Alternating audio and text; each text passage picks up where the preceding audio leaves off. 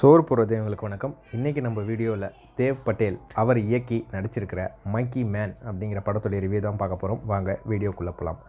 மங்கி man இந்த படத்துடைய கதை என்ன அப்படின்னு கேட்டிங்கன்னா, மும்பையில் ஒரு ஸ்லம் ஏரியாவுக்குள்ளே வாழ்ந்துக்கிட்டு இருக்கிற நம்ம படத்துடைய கதாநாயகன் அங்கே வந்து பார்த்திங்கன்னா இந்த ஸ்ட்ரீட் பாக்ஸிங் அதெல்லாம் நடக்கும். ஸோ அந்த பாக்ஸிங்கில் ஒரு மங்கி மாஸ்க்கை போட்டுக்கிட்டு இவர் போயிட்டு பாக்ஸிங் போட்டு சண்டை போட்டு ஜெயிப்பாருன்னு பார்த்தா இவர் வந்து அடி வாங்கிறதுக்காக காசு வாங்குகிற ஒரு ஆளாக இருக்கிறாரு.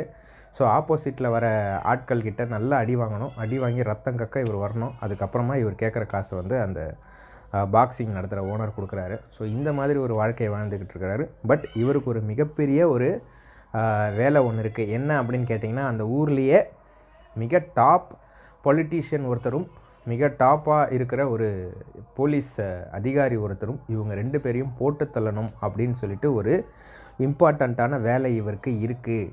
ஸோ இவருக்கும் அவங்க 2 பேருக்குமான கனெக்ஷன் என்ன, ஸோ அதுக்கான ஃப்ளாஷ்பேக் என்ன, ஏன் அவங்கள போட்டு தள்ளுறதுக்காக இவ்வளோ துடிக்கிறாரு, இவ்வளோ பணம் சேர்த்து மெனக்கெடுறாரு, ஸோ கடைசியில் என்ன தான் நடந்தது அப்படிங்கிறத இந்த மங்கி மேன் படத்துடைய கதை. உண்மையாக சொல்ல போனோன்னா யுனிவர்சல் பிக்சர்ஸு ப்ரொடியூஸ் பண்ண ஒரு ஹாலிவுட் படம் அப்படின்னு நம்ம இந்த படத்தை சொல்கிறதுக்கு பதிலாக இது வந்து ஒரு தமிழில் வந்திருக்கிற ஒரு ரிவெஞ்ச் ட்ராமா இல்லை ஒரு மசாலா ட்ராமா அப்படின்னு வேணால் கூட நம்ம சொல்லலாம். ஏன்னா அந்த அளவுக்கு இந்த படம் நெடுகிலும் நீங்கள் ஒரு இங்கிலீஷ் படம் பார்க்குறீங்கன்ற ஒரு ஃபீலே இருக்காது. என்னதான் வந்து இங்கிலீஷில் அவங்க டைலாக்ஸ் பேசினா கூட நம்ம ஒரு இந்தியன் ஃபிலிம் பார்க்குறோம், ஒரு ஹிந்தியில் ஒரு படம் பார்த்துக்கிட்டு இருக்கோம் அப்படிங்கிற ஒரு ஃபீல் தான் வருது. பட் இதை வந்து இன்னும் தமிழ் டப்பிங்கில் விட்டாங்கன்னா உண்மையிலே ஒரு தமிழ் படம் பார்த்த ஃபீல் கூட உங்களுக்கு வரலாம். ஏன்னா அந்த அளவுக்கு ஒரு சவுத் இண்டியன் ஃப்ளேவரில் ஒரு படத்தை வந்து தேவ் பட்டேல் கொடுத்துருக்கிறாரு. எனக்கு தெரிஞ்சு நிறைய சவுத் இண்டியன் ரிவெஞ்ச் ட்ராமாஸ்லாம் இவர் நிறையா பார்த்துருப்பார் போல இருக்குது. இல்லை ஷோலே படத்தை கொஞ்சம் நிறைய வாட்டி திருப்பி போட்டு பார்த்துருப்பார் போல இருக்குது. அந்த அளவுக்கு இந்த படத்துடைய ஸ்டார்டிங்லேருந்து எண்டிங் வரைக்கும் இது ஒரு சாதாரணமான ஒரு பழி வாங்குகிற கதை. தன் அம்மாவை கொலை செஞ்ச ஒரு மிகப்பெரிய ஒரு கொடூரமான கும்பல், அவங்கள வந்து பழி வாங்கணும் அப்படின்னு சொல்லிட்டு ஹீரோ கிளம்புறது தான் அந்த கதை. அதை வந்து சும்மா மங்கி மேன் அதுக்கப்புறம் ஹனுமார் இந்த மாதிரியெல்லாம் வந்து ஒரு விஷயங்களை கவர் பண்ணி அதுக்குள்ளே வந்து நிறைய வந்து இந்த பெண் அடிமைத்தனத்துலேருந்துலாம் எப்படி விடுதலை, இந்த டிரான்ஸ்ஜெண்டர்ஸ்க்கெல்லாம் வந்து நடக்கிற கொடுமைகள், சமுதாயத்தில் வந்து மேலே இருக்கிறவங்க கீழே இருக்கிறவங்கள அடக்கியே வச்சுருக்கிற அந்த விஷயங்கள் எல்லாம் சொல்லி இதையெல்லாம் வந்து உள்ளே இறக்கி ஜனங்களுக்கு வந்து ஒரு ட்ரீட்மெண்ட் கொடுக்கணும் அப்படின்னு ஆசைப்பட்டிருப்பார் போல இருக்குது தேவ் பட்டேல். உண்மையிலே வந்து அவர் கொடுத்துருக்கிற அந்த ட்ரீட்மெண்ட்டுக்கு வந்து இந்த படத்தை நம்ம தாராளமாக பார்க்கலாம். ஏன்னு கேட்டிங்கன்னா, இன்றைய தேதிக்கு நம்ம இந்தியன் சினிமாலேயே கூட பார்த்திங்கன்னா இந்த மாதிரி ஒரு கதையில் இப்படி ஒரு வில்லன் கேரக்டரை போர்ட்ரே பண்ணுறதுக்கு எல்லாருமே பயப்படுவாங்க. ஏன்னா இப்போ இருக்கிற சூழ்நிலை அந்த மாதிரி, என்ன தான் பண்ணாலும் ஜெயிலில் தூக்கி போட்டுருவாங்க அப்படிங்கிற மாதிரி. பட் அப்படி இருக்கும்போது இவர் வந்து ஹாலிவுட்லேருந்து இறங்கி இந்தியாவில் ஒரு படம் எடுத்து அதில் வந்து இப்போ கரண்ட்டாக இருக்கிற ட்ரெண்டில் இருக்கிற ஒரு விஷயத்தையே வச்சு ஸோ அவங்களே வந்து கெட்டவங்களாக இவர் காட்டிருக்காரு அப்படின்னா உண்மையிலே வந்து இது என்ன தைரியத்தில் வந்து இந்த படத்தை எடுத்தாருன்னு தெரியல. பட் செம்மையான ஒரு கேரக்டரைசேஷன் அவர்தும் சரி. பர்ஃபார்மன்ஸை நீங்கள் எடுத்துக்கிட்டிங்கன்னா தேவ் பட்டேல் உண்மையிலேயே ஸ்லம்டாக் மில்லியனரில் பார்த்த அவரா இவர் அப்படிங்கிற அளவுக்கு ஒரு பர்ஃபார்மன்ஸு. ஆக்ஷன் காட்சிகள்லாம் சும்மா தெறிக்க விட்டுருக்காரு. ரத்தம் தெறிக்க எல்லாரையும் புழக்கிற அந்த காட்சிகள்லாம் வந்து மெனக்கெட்டு பண்ணியிருக்காரு. குறிப்பாக கிளைமேக்ஸ் நெருக்கி வர அந்த லிஃப்ட்டில் ஒரு ஃபைட் சீனும், அதுக்கப்புறம் அந்த ஒரு பெரிய ஒரு பார் செட்டப்பில் ஒரு ஃபைட் ஒன்று நடக்கும். அந்த இடத்துல அவர் பண்ணியிருக்கிற விஷயங்களும் சரி. அண்ட் இன்டர்வல் பாயிண்ட் அப்படின்னு நம்ம சொல்லக்கூடிய அந்த ஃபஸ்ட் ஆஃப் ஒரு மணி நேரம் நெருக்கி முடியும் போது அப்போது வந்து ஒரு ஆட்டோவில் வந்து ஒரு சேஸ் ஒன்று நடக்கும். அந்த சேஸில் வந்து அவர் பண்ணியிருக்கிற பர்ஃபார்மன்ஸும் சரி. அண்ட் அவங்க அம்மாவை நினச்சி அவர் உருகும்போது பண்ணுற அந்த எமோஷ்னல் விஷயங்களும் சரின்னு சொல்லிட்டு எல்லா இடத்துலையும் ரவுண்டு கட்டி கலக்கியிருக்கிறாரு தேவ் பட்டேல். உண்மையிலே அவருக்கு ஒரு மிகப்பெரிய பாராட்டுகள் இந்த படத்தை அவர் எழுதி இயக்கி நடித்ததுக்காக. அவர் போக இந்த படத்தில் நடிச்சிருக்கிற மற்ற எல்லாருமே அவங்களுக்கு கொடுத்த கேரக்டர்ஸை சூப்பராகவே பண்ணியிருக்காங்க. குறிப்பாக இந்த இன்ஸ்பெக்டர் ராணா அப்படின்ற ஒரு கேரக்டரில் ஒருத்தர் நடிச்சிருப்பார். அந்த மனுஷெல்லாம் வேறு லெவலில் ஒரு பர்ஃபார்மன்ஸ் பண்ணியிருக்கிறாரு. இவனெல்லாம் போட்டு தள்ளினண்டா, இவெல்லாம் எதுக்கு உயிரோடு இருக்கான் அப்படிங்கிற அளவுக்கு ஒரு கேரக்டர் அது. அது போக பாபா சக்தி அப்படின்னு சொல்லிட்டு ஒரு கேரக்டர் வரும்.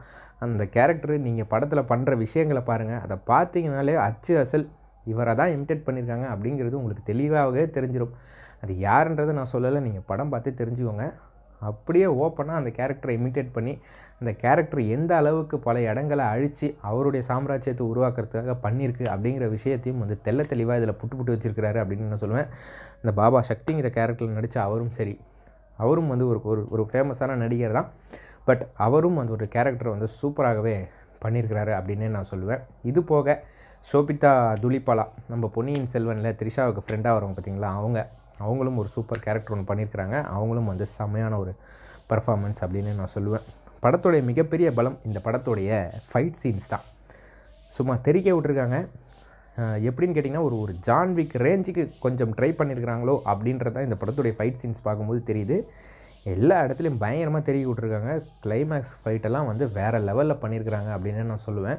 உண்மையிலேயே ஃபைட் சீன்ஸுக்காக பயங்கரமாக மெனக்கேட்டிருக்காங்க அப்படின்னு நான் சொல்லுவேன். அது போக இந்த படத்துடைய சினிமாட்டோகிராஃபி, நீங்கள் வந்து அந்த மும்பை சிட்டி, அதாவது அந்த ஸ்லம்மிலேருந்து அப்படியே தூரத்தில் இருக்கிற அந்த உயரமான பில்டிங்ஸை வந்து அவங்க கேப்சர் பண்ண விதமாக இருக்கட்டும், அதாவது மேலே கீழே அப்படிங்கிறத காட்டின விதமாக இருக்கட்டும், சரி, சினிமாட்டோகிராஃபர்லாம் வேறு லெவல் பங்களிப்பு. எடிட்டரும் ஃபைட் சீன்ஸுக்கு மெனக்கெட்டி எடிட் பண்ணியிருக்காரு அப்படின்னு நான் சொல்லுவேன். என்ன கேட்டிங்கன்னா ஒரு 2 மணி நேரம் இந்த படம் ஓடுது. செகண்ட் ஹாஃபில் கொஞ்சம் அந்த ஒரு சில சீன்ஸ் எல்லாம் கொஞ்சம் குறைச்சி ஒரு 1.25 மணி நேரத்தில் முடிச்சிருந்தாங்கன்னா கூட இந்த படம் வேறு லெவலில் போயிருக்கும். அண்டு வந்து அந்த டிரான்ஸ்ஜெண்டர், அந்த ஹிஜ்ரான்னு ஒரு கம்யூனிட்டி காட்டுவாங்க. அதுக்கு ஒரு தலைவி மாதிரி ஒருத்தங்க இருப்பாங்க. அது ஒரு மேல் ஆக்டர் தான். அவரும் வந்து செம்மையான ஒரு பர்ஃபார்மன்ஸ் கொடுத்துருக்காரு அப்படின்னு நான் சொல்லுவேன். கிளைமேக்ஸ்லாம் அவங்களாம் வந்து சண்டை போடுறதுக்காக ஒரு கெட்டப்பில் வந்து பண்ணுவாங்க. அதெல்லாம் வேறு லெவல். பக்கா ஒரு கமர்ஷியல் இந்தியன் ஃபிலிமை இவர் வந்து ஒரு ஹாலிவுட் கம்பெனி வச்சு ப்ரொடியூஸ் பண்ணி ஒரு ஹாலிவுட் படமாக கொடுத்துருக்குறாரு. அதுக்காகவே இவரை பாராட்டலாம். பயங்கரமான மூலக்காரங்க இந்த தேவ் பட்டேல் அப்படிங்கிறவர். இந்தியாவில் இந்த படம் எடுத்தால் கண்டிப்பாக எவனும் இந்த படத்துக்கு வந்து ஒத்துக்க மாட்டான், இந்த கதையை ஒத்துக்க மாட்டான், இல்லை எப்படியாவது ஏதாவது பண்ணி இந்த படத்தை நிறுத்திடுவாங்கன்னு சொல்லிட்டு ஹாலிவுட்டில் இந்த படத்தை எடுத்து விட்டுருக்காருன்னா பார்த்துக்கோங்க. அந்த அளவுக்கு வேறு லெவலில் ஒரு கதை இது. தாராளமாக வந்து நீங்கள் இந்த ஆக்ஷன் த்ரில்லர் விரும்பிகள்லாம் பார்க்கணுன்னு நினச்சிங்கன்னா தாராளமாக பார்க்கலாம். இல்லை இந்த ஜெய் ஸ்ரீராம், இந்த ஹனுமான், இந்த மாதிரி விஷயங்கள்லாம் வருது. பட் அந்த ஹனுமான் அப்படிங்கிற கேரக்டரை இவர் வந்து இந்த படத்தில் காட்டினது, யூஸ் பண்ண விதம், அது வேறு லெவலில் யூஸ் பண்ணியிருக்கிறாங்க. அது நீங்கள் படம் பாருங்கள், உங்களுக்கு தெரியும். அடல்ட் கண்டென்ட்டை பொறுத்த வரைக்கும் இந்த படத்தில் வந்து செக்ஷுவலாக எந்த போர்ட்ரேலும் இல்லை. பட் ரத்தம் தெரிக்கக்கூடிய கொடூரமான காட்சிகள்லாம் இந்த படத்தில் இருக்குது. ஸோ இது குழந்தைகளுக்கான படம் கிடையாது. இது வயலன்ஸ் அப்படின்ற விஷயத்தை வந்து விரும்பி பார்க்குற ஆட்களுக்கு மட்டுமான படம். ஸோ அவங்க மட்டும் இந்த படத்தை பாருங்கள். மேற்கொண்டு எங்கள் சேனலோட எல்லா மிஸ்ஸும் நீங்கள் பார்க்க பண்ணி மறக்காம எங்கள் சேனலை சப்ஸ்கிரைப் பண்ணுங்கள். பண்ணும்போது பக்கத்தில் இருக்க பெல் பட்டன் ப்ரெஸ் பண்ணுங்கள். அப்போ தான் சேனலோட வீடியோஸ் உங்கள் ஆன் டைம் வந்து சேரும். மற்றும் ஒரு வீடியோ சந்திக்கிறோம். வரைக்கும் நன்றி, வணக்கம்.